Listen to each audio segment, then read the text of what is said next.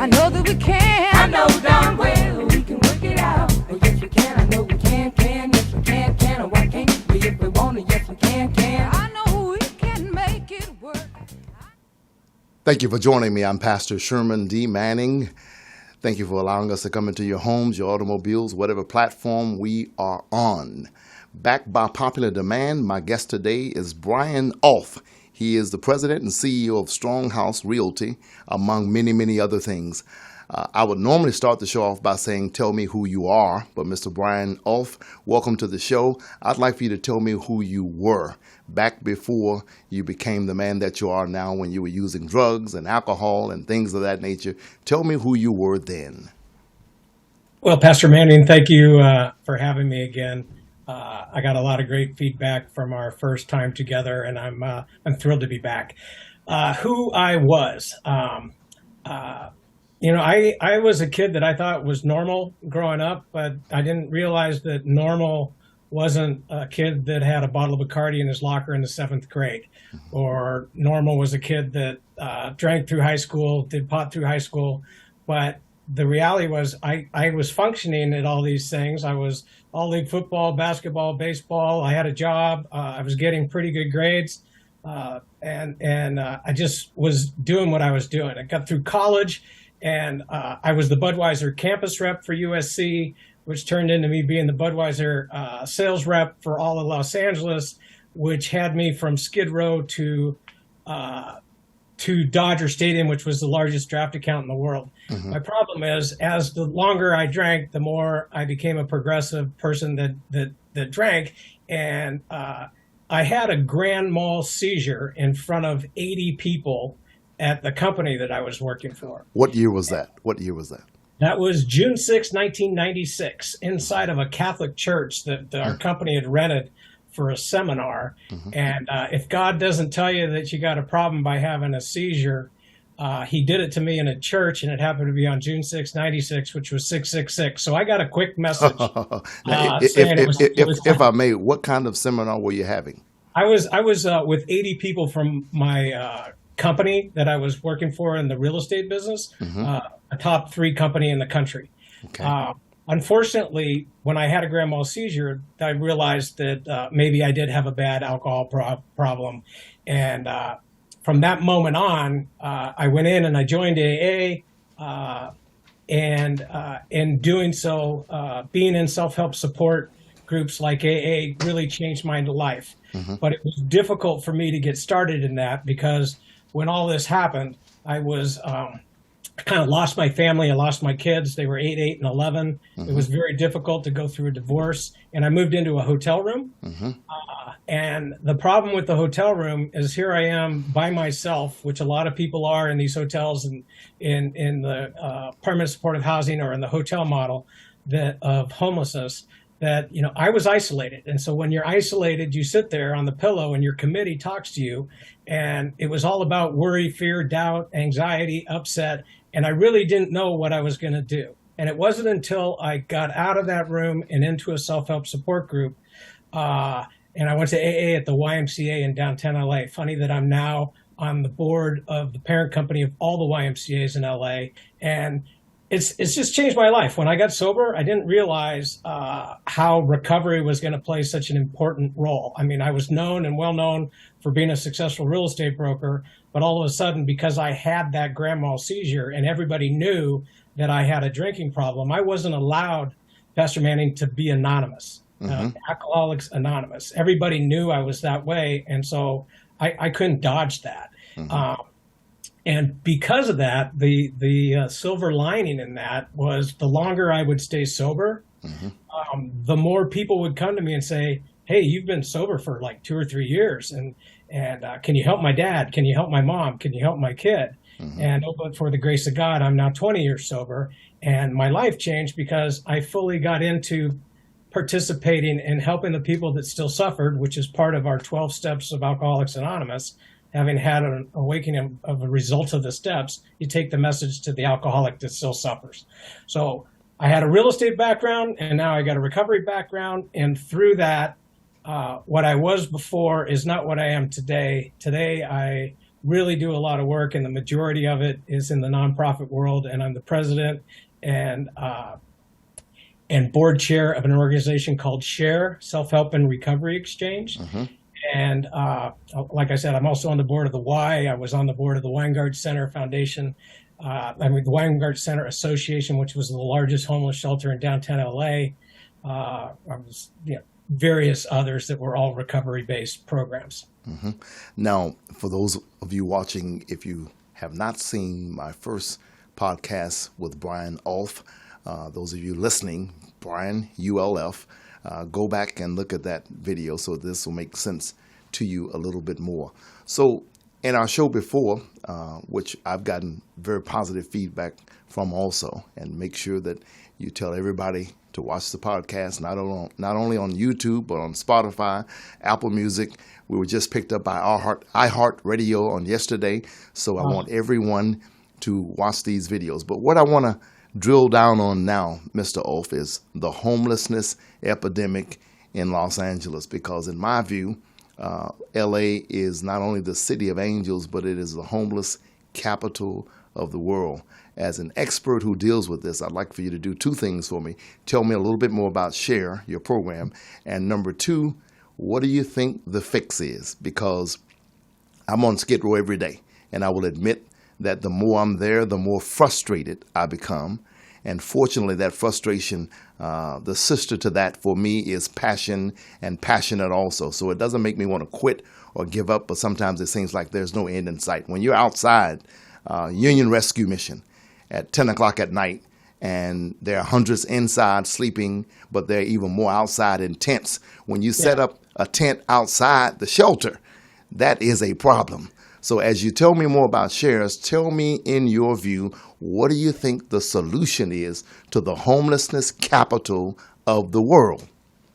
Well, that's a big thing, and the solution, unfortunately, has to be expanded to multiple different solutions. This is not a one-size-fits-all problem. Yes. There's no silver bullet that the city, county, state, the feds, anybody can do to all of a sudden say there's a single solution. And I think when you walk through Skid Row, you look at the people, and I think I told you on the last program, as part of my recovery myself, the more I was helping people, the more I realized I needed a little bit more education. And I went and worked on a spiritual master's in spiritual psychology, and identifying people as divine beings having a human experience. And pretty much everybody that's on the street is having a really bad human experience through the traumas that they've collected and put into their backpack. So rocks in their backpack they've collected over time. But when I was down on Skid Row, and I'll get to why I'm at SHARE, when I was on the board of the Weingart Center Association, and they're a great organization and they're doing amazing stuff, but there's 25 people on the board, and I was the only person in recovery. And the reality is, not to be the fault of anybody that was on that board or anybody else that's on other boards, but if you don't have people with lived experience or people in recovery that can actually get into your programs and start peeling the onion of really the basics of how did this person get here? What's their trauma? What's their background? And the more I did that, the more I realized that there was hope for a lot of people that I was talking to. And part of my schooling was I wrote a paper on changing Skid Row to Hope Row. And I think I told you this last time that, if the world says you're Skid and you live in Skid and it's filth and you've seen everything down there, that you basically become Skid. But if you get out of there and you're taken and you're worked on as an individual, there's hope for you. And, so I changed my license plates to Hope Row. And, it's a big problem. I went this morning to a seminar in downtown LA on affordable housing. And one of the things that was on there was the speaker was the president of the Weingart Center. He's a wonderful guy, retired Senator Murray. But they're building permanent supportive housing, 19-story building, 236 rooms or whatever the number of rooms, and they're building it right there in the Devil's Den. And I'm just telling you right now that if you want to do a permanent supportive housing building in that concept, there's no way you're getting people better by building it in that area. And that's just my personal opinion, and that's why I kind of decided that between the costs of those programs and people not necessarily getting better, because the system that we have right now doesn't allow you to have a carrot and a stick anymore. It's kind of against the movement that's happening in Los Angeles that, I'm going to put somebody up in that permanent supportive housing room. You can't tell them they can't drink. You can't tell them they got to take their bipolar medicine. You can't tell them they should go to AA. You can't tell them anything. And the reality is those people that are in those rooms shut the door, and they don't.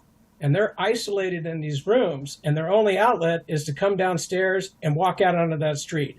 And if anybody's gone and seen what's happening on Skid Row, that's not a street that you open a door from your room and walk into and say, wow, I'm better now. And God, I can just step over these people, step over the drug dealers, step over the crime, and the filth and the inhumane stuff that's being done down there, and expect these people to get better. So I concur. Attorney Elizabeth Mitchell, yours and my friend, the person responsible for the lawsuit for the homeless, was mentioning to me, she gave me an article a few months back that indicated that Skid Row is one of the most dangerous and violent places, not in the United States of America, but in the world. And it was fascinating, the things that I read, the things that take place there, the rapes, the murders, and all the other things. But let me back up a moment and digress, and just food for thought. And I'll get back to Cher. Yeah, and get back to Cher. You were saying you wanted to change the name from Skid Row to Hope Row, and I'm a firm believer that labels are important. And I would say to you, as much as I support AA, and I think it is a wonderful program, I think AA has been a marvelous part of changing a lot of lives. The only problem I've ever had with AA, and it's not that it's a major problem, but it's always sort of irked me a little bit, and that is when I say, hello, my name is Sherman D.Manning, and I am a quote-unquote alcoholic. I don't believe in that, because I believe that who I was and who I've become are two different things. And I don't believe that I have to be an alcoholic. And again, it's just food for thought. And I know everybody has a different opinion on it. I've debated some of my friends who are psychologists on this. I don't believe that I am still an alcoholic. I believe that once I have recovered, if I have changed, I have changed. And I know people say, well, but I just think that sort of hangs it over your head for the rest of your life. And just like you don't want to say Skid Row, you want to say Hope Row, I think my name is Sherman D.Manning, and I used to be an alcoholic, but I'm not an alcoholic anymore. Your thoughts on that? Well, I totally understand what you're saying. And the name AA or the 12-step program, there are so many different programs for people with different traumas to get into self-help support groups. There's over 750. There's a lot of people. There's, I think it's, I'll pull up some names. Let me go into this. I tell people I live a life of recovery. Okay. And on April 26, 2002, because after my seizure, I went out again when I was living in that hotel room. And when I came back, it was because of self-help support groups. And if you're in an AA meeting, you say, hi, I'm Brian, and I'm an alcoholic. If I'm out in the street, I just identify myself as a person in recovery. And I don't necessarily agree in the sense that I am no longer an alcoholic. I think, I was told in a cliche that it's not alcoholism, it's alcoholism. And the reality is my disease with alcohol is in the parking lot, still doing push-ups, waiting for me to stumble. And that's, I believe, in the process of the meetings, because you constantly end up with a full tank of gas when you get out of a meeting. And I think it's really important to maintain going to these self-help support groups and understanding where the help is from either a sponsor or a person with lived experience, that you're having this conversation about what happened in your life, what it was like, what happened, and what's it like now. And if you don't continue to keep that in focus by going to more meetings, I use the analogy of, if I'm driving a car and I pull in to this gas station, I have a sticker on my car that says every time I pull in, if it's half empty, they fill it. And I look at the same thing with the car as I do with my AA program. I said, look, if I feel that my body has only got a half a tank of AA in it. I need to get to a meeting because I don't know when that light's going to turn on. And I don't know where I'm going to be if things go bad. So I constantly go to get gas. Well, someone goes, how many meetings do you go to, Brian? And I go, well, I drive a Prius, so maybe I only have to go 3 times a month. Right now, you as a new person, you're driving a Hummer and you need to go every day. Right. It's like going to practice as a football player. I mean, you don't just go for the first 2 weeks and then you go play the whole season. You go to practice every week, because if you don't continue to practice and get better, and the knowledge of repetition and structure and how you run your life, you're going to forget the playbook, and you're going to get out there and they're going to call your name and you're supposed to run right and you run left. It's the same thing in recovery. I totally agree. And again, I support AA. And if I were an alcoholic, which thank God I never was, I would be going to meetings every week. I just vehemently disagree with saying I'm an alcoholic. And I think it's probably okay. It's probably just my background. I mean, the Bible says that God calls those things that are not as though they were. I believe that when you call someone something, that I'll call you something, and then you go out and become what I called you. So if I'm calling myself an alcoholic for the rest of my life, in my view, I'm sort of setting myself up for failure. But that's a minor. The program works. I support it totally, and we'll continue to support it. Let's get back to Share. Tell me about it. So Share, when I was down looking at the permanent supportive housing, and I just, I'm not going to throw rocks at the system, because those housing systems that are going on right now, there's a purpose for it, and it's there to help the people who's originally done in the Housing First model to deal with the 1%. And instead, they've kind of made this whole thing for everybody. I felt, and again, I founded an organization called Share. It means Self-Help and Recovery Exchange. It's been a nonprofit that's been in business for 28 years, and it was formed with the understanding of how people get better due to being in self-help support groups, like an AA meeting, like an Narcotics Anonymous. Any of the 750 different traumas, there's a meeting for you to go to where other people who've experienced the same traumas can help each other and move forward.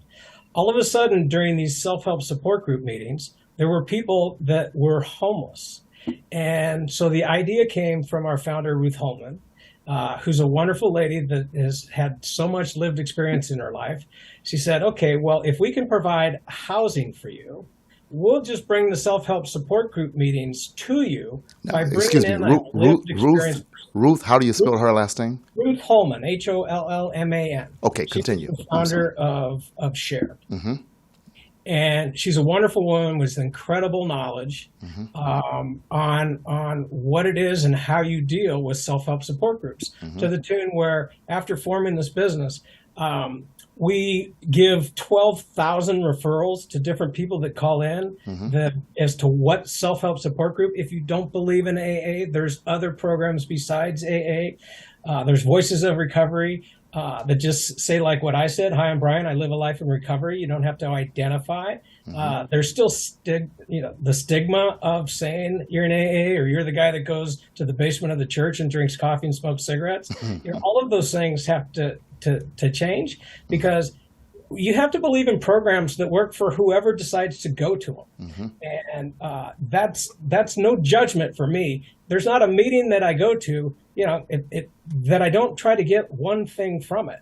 So I think that is critical. And when you go to self-help support groups, you get social support. And that's the biggest thing that is missing on the street, is the lack of community, kinship, connectivity, and it's all done through social support. You isolate and put people in a room, they're not going to get better. Well, Share decided to create homes. There's about 10,000 homes for rent in LA County. And the reality is, so we would go to these homeowners and say, hey, you got a 3-bedroom house that you have for rent for $1,500. I'm going to bring in 2 people for each room. So we're going to put 6 people in that 3-bedroom house. And what people don't really understand is that a majority of the people that are on the street either already have or can qualify for SSI, Social Security's SSI, General Relief, other funding, rapid rehousing money, or whatever. Precisely. Yes. And they come in and they pay rent. And they pay a portion, and it's somewhere between $500 to $900 a month, but it's turnkey. It's Airbnb, meaning knives, forks, pillowcases, TVs, computers, all of that are in place. So you have nothing to worry about. There's no barrier of entry. There's no first and last deposit. So you come in and you all of a sudden join what is almost like a family. Like when you went to college, you didn't go and sit in a room 3 blocks off college by yourself. You moved into a dormitory. Yes. And the reality is people get together because of social support. And we bring in the peer counselors that actually do a life plan with each person, and then does a housing plan and how to run and how everybody's going to be in that home. About how many peer counselors do you have? We have one peer for every 20 people. But look at what a peer counselor or a person with lived experience. Let's say I put 6 Marines in one of my homes. And in an existing system, they're going to send a licensed MFT, might be somebody that graduated from USC and from the School of Social Work with an emphasis in post-traumatic stress. And that person walks into these 6 Marines and says, I'm going to help you with your post-traumatic stress. And they basically look at them and they go, yeah, get out of here. Get out of here. But if I bring in another Marine that's been homeless, that's had post-traumatic stress, that's had alcohol and drinking problems and drug problems, and they can sit there and be the counselor, where what we call a peer specialist, someone with lived experience that can help each one of those Marines do what he did or she did and find a way out of the hole and break through and come back into society as productive members of society. And like I've told you before, the outcome should be who these people become. This isn't about, let me create a permanent supported house and you live there the rest of your life, because the system's pretty broke. I really don't think that everybody that's on the street is ready to go and live in an apartment all by themselves if they're completely messed up on alcohol, drugs, mental illness, or whatever. I agree.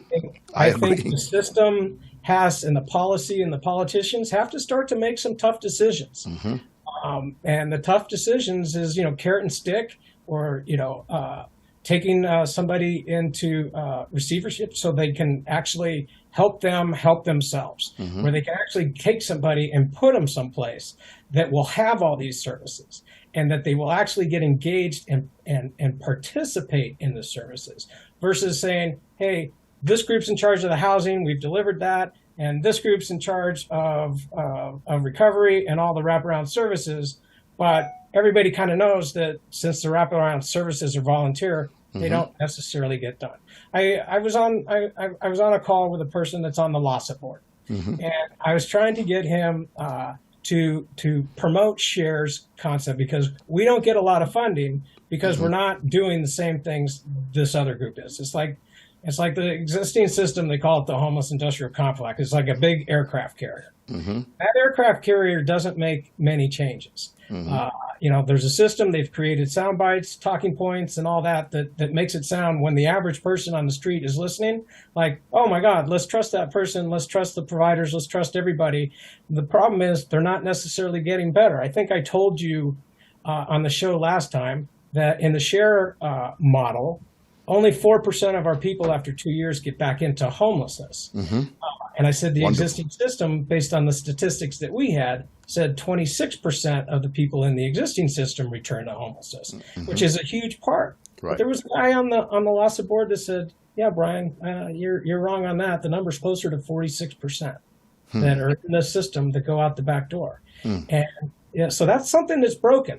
And I'm not suggesting that I can fix it or whatever, but 30% of the people that I talk to, and as a person in recovery, part of my job is to get out there and actually do the work in talking to the people, and convincing them that they should maybe be in the collaborative housing model, where they can get better and get on with their life. And, I just think, when 30% of the people I talk to are willing to come into our program, it's kind of really bad that the city, the county, the state, that HUD and everybody else doesn't fund it. I mean, we're talking $10,000 per person, which includes the housing cost. Right. Yeah, it's frustrating. At this meeting today, this one of the speakers was a guy from HUD, and HUD only builds new construction. They don't, and they only do new construction for single room occupancy.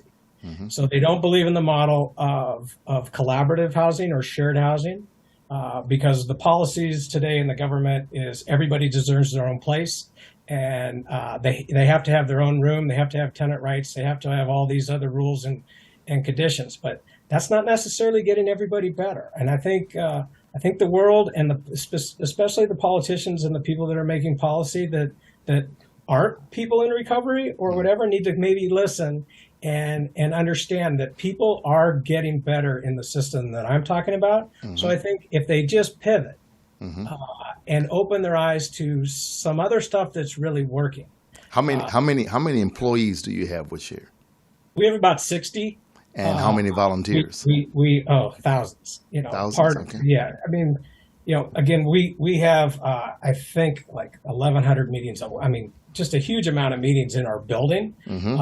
From 10 in the morning till midnight. We have people coming and going. People engage in volunteer because they want to stay within the groups that support them. And, again, it's an obligation to take the message to the person that's still suffering. And people come in from all walks of life. People come in that don't have any of these issues, that just want to volunteer. Volunteering is a critical part of all nonprofits. And I think everybody, no matter what they do or what their affiliation, I mean, the reason I'm in this is, in your pain is your brand.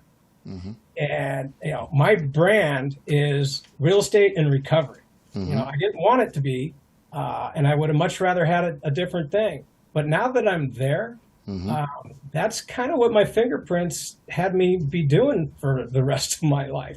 Yeah, it doesn't pay very well. Right. But tell me about it. Let's take a quick break, and we're going to come back with in your pain is your brand.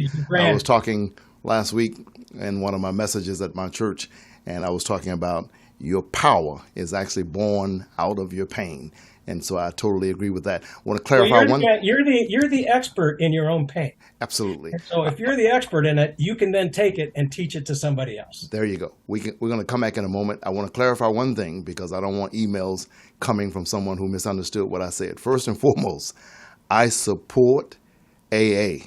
If I meet an alcoholic tomorrow, one of the first things I'm going to recommend that he or she does is go to AA. It's just that one little thing I said. For me personally, if I were in AA, in fact, I went to AA meetings when I was incarcerated, and I was not an alcoholic. I went to get out of the cell, and I would always cause a little problem in the meeting because I would say, I'm not an alcoholic. And so it was a comical thing. But I support AA. And secondly, one moment. Secondly, I'm going to come back and give Brian Ulf a chance to say everything that he wants to say. That's why I got him back on, because he's a brilliant guy. He's a positive guy. He's a talkative guy. I'm gonna ask that the thousands of volunteers that you have, tell them about this podcast so that they can come and see their boss, their mentor, their CEO on the podcast. We need word of mouth. We need people to talk about the podcast. Ladies and gentlemen, you've been watching Yes We Can with Pastor Sherman D.Manning.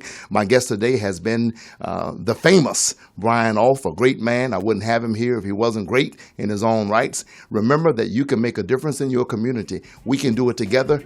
Yes, we can.